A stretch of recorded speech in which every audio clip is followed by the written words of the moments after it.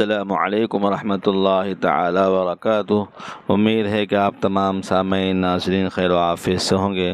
اللہ تعالیٰ آپ سب کو اپنے حفظ و امان میں رکھے اور مجھے آپ سب اپنی دعا میں ضرور یاد رکھیں۔ شکریہ۔ نمبر 1، اسلامی تاریخ۔ 8 ذی الحجہ۔ امام ابن ماجہ رحمۃ اللہ علیہ۔ آپ رحمۃ اللہ علیہ کا نام محمد، کنیت ابو عبداللہ، والد کا نام یزید بن عبداللہ بن ماجہ قزوینی ہے۔ جد امجد کی طرف نسبت کرتے ہوئے ابن ماجہ کہا جاتا ہے۔ آپ سن 209 ہجری میں عراق کے مشہور شہر قزوین میں پیدا ہوئے۔ ابن ماجہ نے علم حدیث و تفسیر اور تاریخ میں مہارت حاصل کرنے کے لیے مختلف ممالک کا سفر کیا اور ماہرین علماء اور اساتذہ سے علم حاصل کر کے فن کے امام بن گئے۔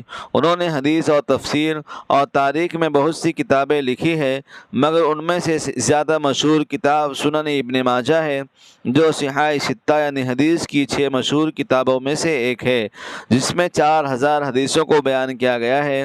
ان کی ایک کتاب حسن ترتیب اور بلا تکرار احادیث اور دوسری کتب حدیث کے مقابلے میں توحید اور عقائد کو بیان کرنے میں لاجواب اور بے مثال ہے۔ جب انہوں نے اس کتاب کو تالیف کر کے امام ابو زرعہ رازی کے سامنے پیش کیا تو انہوں نے اس کو دیکھ کر فرمایا کہ اگر یہ کتاب لوگوں کے ہاتھوں میں آ گئی تو مجھے ڈر ہے کہ کہیں دوسری احادیث کی کتابیں نہ چھوڑ بیٹھیں۔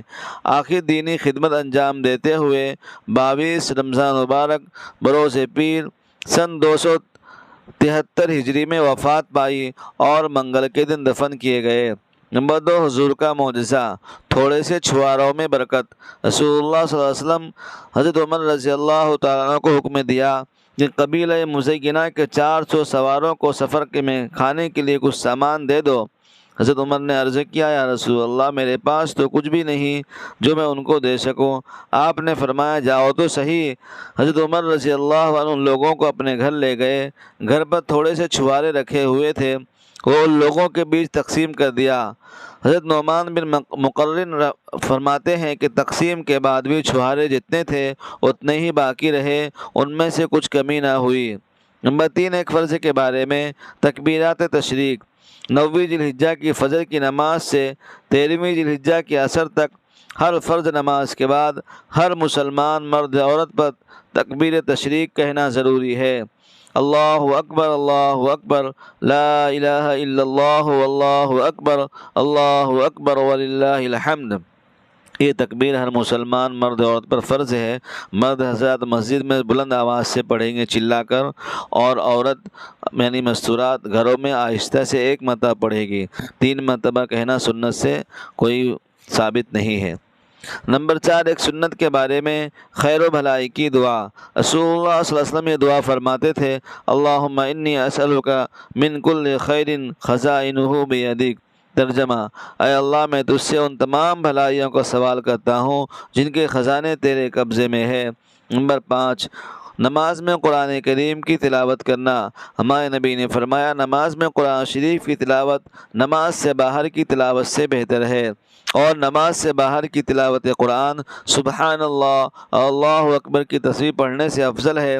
سبحان اللہ، اللہ اکبر کی تسبیح صدقہ سے افضل ہے، اور صدقہ روزے سے افضل ہے، اور روزہ جہنم سے بچنے کا ڈھال ہے۔ نمبر 6، گناہ کے بارے میں۔ قرآن میں اللہ تعالیٰ فرماتا ہے، جو لوگ اللہ اور اس کے رسول کی مخالفت کرتے ہیں تو یہی لوگ اللہ کے نزدیک بڑے ذلیل لوگوں میں داخل ہے۔ نمبر 7، دنیا کے بارے میں۔ قرآن میں اللہ تعالیٰ فرماتا ہے، اللہ تعالیٰ جس کو چاہتا ہے بے حساب روزی دیتا ہے، اور جس کو چاہتا ہے تنگی کر دیتا ہے، اور یہ لوگ دنیا کی زندگی پر خوش ہوتے ہیں اور اس کی عیش و عشرت پر اتراتے ہیں، حالانکہ آخرت کے مقابلے میں دنیا کی زندگی ایک تھوڑا سا امان ہے۔ نمبر 8، آخرت کے بارے میں۔ اہل جنت کی صفیں۔ ہمارے نبی نے فرمایا، اہل جنت کی 120 صفیں ہوں گی، ان میں سے 80 صفیں اس امت محمدیہ اور 40 باقی امتوں کی ہوں گی۔